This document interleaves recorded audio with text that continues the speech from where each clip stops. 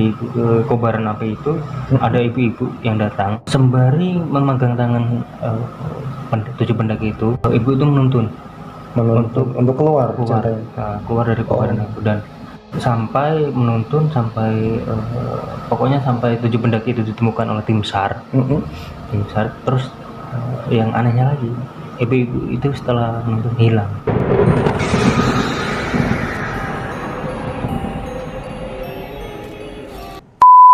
Sampai jumpa kembali di channel yang sama, channel yang penuh inspirasi, Informasi, motivasi, dan misteri.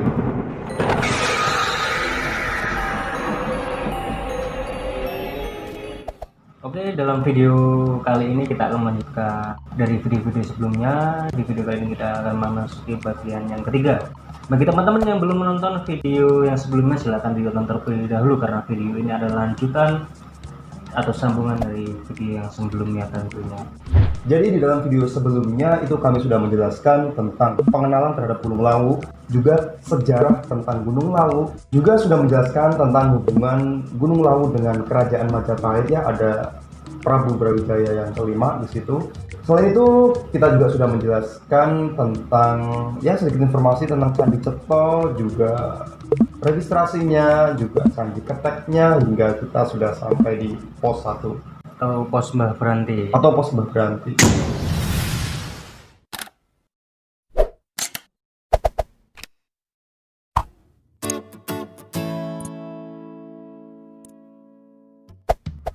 Setelah melewati pos 1, di pos 1 kita tidak istirahat sama sekali. Kita langsung saja menuju ke pos 2. Sampainya di pos 2 kita istirahat sejenak tentunya, karena untuk menstabilkan suhu badan tenaga. Yang pastinya jantung berdegup kencang, guys. Tapi bukan jatuh cinta. Mau jatuh cinta sama siapa? Cowok semua gitu. Oke, kita sudah sampai di pos 2, penagihan Gunung Lawu via Candi Ceto. Nah, ini wajah-wajah lelah ya. Main game kok. Jangan terus piye? Ora dik. Mending bahasane piye ceritane? Iki kan iso kok kanan niat mau. Itu ning WC dilapi. Langsung setelah kita istirahat langsung kita jalan lagi menuju ke pos 3. Pos 2 itu namanya Brakseng. Iya. Brakseng itu berada di ketinggian 1900 mdpl. Iya, wah udah lumayan tinggi tuh, guys. Kita langsung saja jalan sampai di pos 3 setelah melewati waktu sekitar 1 jam kalau tidak salah. Iya. 1 jam dari pos 2 sampai ke pos 3 1 jam. Setibanya di pos 3 kita istirahat. Di situ sekalian sholat duhur. Iya. Jadi di pos 3 itu ramai, guys. Kami salah sangka, salah kira. Dikiranya di situ itu sepi, nggak ada orang gitu, karena memang pas kita naik juga sepi sih, nggak terlalu ramai orang gitu. Karena di pos 3 itu ramai. Karena tempat itu juga ya ternyata dijadikan tempat transit. Karena di situ juga ada sumber airnya. Sembari kita sholat duhur kita juga ngangsu. Iya, ngangsu bahasa Indonesia apa? Ngangsu itu mengambil air. Kalau orang dulu kan kalau nggak ada air kan nyari ke sumur, atau nyari ke sumber air, ke sungai. Yang bikin kita lama di pos 3 itu kita ngantri ngangsunya itu. Ngangsunya itu yang karena ramai, giliran di situ memang udah disediain kok air, ya udah ada tempatnya gitu, guys. Cuma tidak disediain untuk cuci piring. Ya enggak, maksudnya di situ kita kalau mau cuci piring atau mau apa, ya secara ilmu alam lah, diambil airnya dulu, kita ke belakang baru nyuciin di belakang. Ramai itu mungkin pas duhur kayaknya ya. Jadi juga duhur banyak pendaki yang sholat. Jadi bukan hanya itu sih, memang tempatnya pos 3 itu enak, adem, nggak panas sama sekali karena banyak sekali pohon-pohon. Di situ didominasi pohon damar sama pohon puspa kalau nggak salah namanya. Setelah istirahat kita lanjut lagi melakukan perjalanan menuju ke pos 4. Pos 3 itu namanya Cemorodowo. Pos 3 itu sudah berada di ketinggian 2250 mdpl. Udah lumayan ya. Terus kita start lagi dari pos 3 menuju ke pos 4 itu pukul berapa? Pukul 1 kayak ya? Pukul 1 kalau tidak salah. Nyantai kita sih istirahatnya nggak terlalu ngejar banget, karena kita paham perjalanan kita itu bukan perjalanan orang-orang yang mengejar waktu bener kayak anak-anak kantoran, enggak. Saya ngene iki, Pak. Uripe mau ante ora ono kegiatan yo Ngopi. Enak lagi. Manajernya laptop ini. Balme. Kita melakukan perjalanan menuju ke pos 4. Di situ wah kaget benar kita, guys. Pos 3 10 menit lah, nggak ada 10 menit perjalanan masih lumayan. Tapi setelah itu langsung tanjakan. Kaget bener kaki, guys. Serius kaget ya. Pos 3 menuju ke pos 4 itu tanjakan nggak berhenti guys. Oleh karena itu di pos 4 diberi nama Pengge atau ondorante. Pengge atau ondorante. Ondo itu tangga, rantai itu rantai. Jadi tangga yang berbentuk seperti rantai. Jadi, panjang. Seolah-olah itu tangga itu sangat panjang. Sangat gitu. panjang, sangat dua sekali. Kita aja melakukan perjalanan dari pos 3 sampai pos 4 itu 2 jam. 2 jam. Padahal estimasi waktu kita yang mungkin harusnya 80 menit itu udah sampai. Dan itu pun masih ditambah istirahat lagi di pos 4, kita belum makan siang, guys. Karena itu yang bikin 2 jam tuh kayaknya makan siang. Kan di pos 3 kita nggak sempat makan siang. Makan siang. Entah kita lupa atau terlena dengan kecantikannya. Wow. Kita ketemu pendaki, guys, anak Semarangan, tapi nggak mau diceritain banyak. Biar kalau dia nonton video ini ya nanti langsung DM atau apa gitu. Minimal komen lah di bawah. Oke, kita di pos 4 sempat istirahat untuk masak mie bentar. Kenapa kita pilih mie ya? Karena itu satu-satunya malah makanan yang sangat instan. Namanya juga mie instan ya. Menuju ke pos 5. Pos 5 ini perjalanannya justru malah lumayan landai, guys. Nggak seperti pos 3 ke pos 4. Di situ juga didominasi pohon akasia. Pohon akasia banyak sekali namun sangat naas. Di situ kita melihat pohon-pohonnya sudah menghitam. Itu kalau kalian ingat dulu tragedi di Gunung Lawu, terjadi kebakaran besar di tahun 2015. Para pendaki yang kurang mengerti apa artinya sebenarnya mendaki. Mereka membuang puntung rokok sembarangan, mereka membawa korek api sembarangan, bahkan gas yang sangat rentan karena sinar matahari yang membakarnya pun mereka buang sembarangan di sini. Kalian lihat hasilnya. Inilah bekas kemarin kebakaran hutan yang mengakibatkan jalur Ceto ditutup untuk sementara waktu. Demi pemulihan suasananya. Tetapi ya demi sisik mekar, bro. Dan riskannya kebakaran itu disebabkan oleh bekas perapian atau mungkin perapian yang dibuat oleh pendaki. Iya tak? Jadi dan merinding. Ini merinding. Jadi pada tragedi itu, insiden itu memakan korban jiwa yang meninggal itu 7 orang. Wow, saya mau belum dengar ceritanya. Terus. Dan ada kejadian juga pada saat kebakaran itu ada 7 orang pendaki pada saat kebakaran itu terjebak di kobaran api itu. Ada ibu-ibu yang datang, tiba-tiba ada ibu-ibu yang datang. Itu pendaki juga bukan? Nggak tahu juga sih, pokoknya ada ibu-ibu gitu, ceritanya seperti itu. Jadi sembari memegang tangan 7 pendaki itu, ibu itu menuntun untuk keluar dari kobaran itu. Dan itu pada saat ibu menuntun, seolah-olah itu api itu nggak ada gitu loh. Bisa gitu ya. Terus sampai menuntun pokoknya sampai 7 pendaki itu ditemukan oleh tim SAR. Tim SAR. Terus yang anehnya lagi, ibu itu setelah menuntun hilang, tiba-tiba juga menghilang. Wow, istimewa. Keanehannya itu ada 7 yang meninggal dunia. Dan di situ juga pada saat kejadian itu juga ada 7 pendaki yang diselamatkan oleh ibu misterius gitu.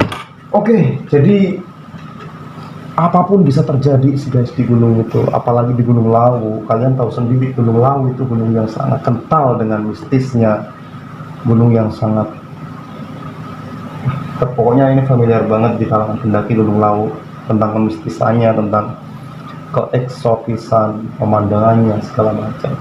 Tapi kejadian itu kita kembali lagi ke gimana ya? Tapi itu valid ceritanya kan? Itu valid. Saya belum dengar malah itu. Ya, wallahualam juga sih. Iya. nggak ada yang Intinya tahu juga gini, intinya. setiap kejadian kan pasti ada hikmahnya gitu loh kak, ada hikmahnya. Jadi pelajaran yang harus ini wajib kita petik di sini. Dari pertama, kobaran apinya disebabkan oleh para pendaki. dan itu aneh sekali guys, menciptakan api unggun mereka. Ya tahu sendiri, sebenarnya di gunung itu kan ya memang sangat dilarang sih untuk membuat api unggun, kecuali memang gunung-gunung yang di situ apa ya, kayak sabana gitu, jadi nggak ada pohon-pohon besar gitu loh kak. Tapi emang sebagai pendaki kita juga harus menaati peraturan base camp. Iya, Emang kalau misalnya nggak boleh buat perapian ya nggak boleh buat perapian. Mendingan kita persiapkan dari awal gitu loh. Misalkan buat menjaga diri dari kedinginan di gunung. Karena gini guys, kalau misalkan teman-teman takut kedinginan, mereka mau naik gunung tapi takut kedinginan, mendingan turun ke pantai aja. iya. Pantai jelas. pun kalau malam dingin loh. Pantai itu kalau malam dingin luar biasa. Cuma kalau siang ya, ya gitu. Jadi gini loh, kita itu kan mau mendaki. Mendaki itu bukan hanya sebuah hobi, bukan hanya sebuah olahraga. Cuma memang ya di situ kita harus benar-benar paham loh, karakter gunungnya seperti apa, treknya seperti apa, cuacanya bagaimana. Menjadi pendaki itu saya sangat miris sih kadang melihat pendaki-pendaki zaman now ya, termasuknya saya sendiri ya, kadang saya menyadari itu. Terkadang kita itu hanya sibuk terhadap eksistensi diri semata. Jadi mendaki itu seakan-akan sekarang ini hanya untuk kita naik, dapat foto, turun, udah. Bahkan zaman sekarang ini mendaki tanpa handphone rasanya nggak mungkin sama sekali. Tanpa kamera, tanpa dokumentasi rasanya nggak mungkin sama sekali. Tapi kita kembalikan lagi loh, namanya pecinta alam ya. Katanya pendaki itu pecinta alam. Ada yang menyebutnya penikmat alam. Ada yang menyebutnya hanya pemerkosa alam. Tapi ya kembali kepada diri kita sendiri sih. Kita bisa mendapat hikmah dari situ, kita bisa mendapat pelajaran dari situ, kita juga bisa menyebabkan kerusakan di situ. Mari kita introspeksi diri masing-masing. Kejadian-kejadian seperti ini, apalagi alam yang terluka karena ulah kita, sebisa mungkin jangan sampai terjadi lagi. Oke, pesan saya cuma itu sih mungkin. Tambahin nggak? Dan sekarang di beberapa base camp itu sampai seketatnya sampah itu dihitung loh. Sampah yang kita bawa itu sudah dihitung dari sebelum kita mulai mendaki. Iya. Misal rokok nih, rokok. Ini rokok saya ada 20 batang. Yap. Jadi kembali ke turun ke base camp lagi kita laporan, itu juga petungnya misalnya kita rokok habis ini harus 20 batang juga gitu. Tapi itu baru diberlakukan di beberapa gunung. Tapi itu juga termasuk hal yang sangat bagus gitu loh. Sebenarnya andai kata memang bisa diterapkan protokol seperti itu semua di setiap pendakian, ya mungkin pendaki-pendaki tipe orang yang membuang sampah sembarangan dan tidak memperdulikan kecantikan dan keindahan alam mungkin ya berkurang lah. Tapi juga kembali lagi ke para pendaki masing-masing, walaupun tidak ada, misalkan ada di beberapa base camp belum mempunyai peraturan seperti itu, kita sebagai pendaki harus sadar diri tentunya. Iya, intinya gini guys, selama kita bisa menjaga sesama, kita sama alam itu sama loh, sama-sama makhluk yang diciptakan, sama-sama cantik, sama-sama indah. Tapi mengapa kita merusak? Nantinya ketika alam membalas dengan kita, katanya kita menyalahkan yang di atas, kan nggak pantas nih. Padahal kita sendiri yang membawa kerusakan di pandemi ini, ibaratnya seperti itu. Pasti teman-teman juga kangen, apalagi di masa pandemi sekarang untuk naik gunung ya. Iya. Kita pun juga berharap semoga pandemi ini berakhir, kita bisa naik gunung lagi gitu. Ya, semoga kejadian ini, pandemi ini juga membuat kita sebagai pendaki introspeksi gitu loh. Introspeksi. Walaupun ini disebabkan oleh virus, tapi kan sama saja ya. Oke kak, nggak usah panjang lebar, lanjut. Ini ada keanehan lagi guys, menuju ke pos 5. Kita berjalan, terus melewati hutan yang kebakaran itu, sampai akhirnya kita sampai pada ladang terbuka. Sabana yang sangat cantik. Sabana Lawu. Pertama kali kita lihat Di jalur cetok ini, karena kan kita semua tim kan baru pertama kali ya, masih satu tim itu kan baru pertama kali naik via cetok. Saya sendiri belum pernah yang via cetok, dan kita melihat sabana yang sangat indah. Ini salah satu keindahan Gunung Lawu sih, sabananya. Oh istimewa guys. Di dalam perjalanan ini kita ada hal aneh lagi guys. Kita itu sudah sampai di pos 5 belum? Belum. Kita menjumpai kejadian aneh itu sebelum sampai di pos 5. Jadi rencananya kita kan mau melanjutkan terus kan sampai kita mau buat camp di mau mendirikan tenda di Bupak Menjangan. Rencananya awal seperti itu.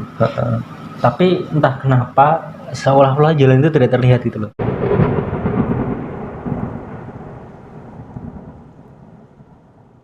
Jalan biasanya kan jalur pendidikan itu apalagi di musim itu kan banyak para pendaki, jadi kan jalan setapaknya itu kelihatan minimal. Iya, Minimal seperti itu. di situ kita menjumpai beberapa pendaki yang sebelumnya kita ketemu di pos 3 guys.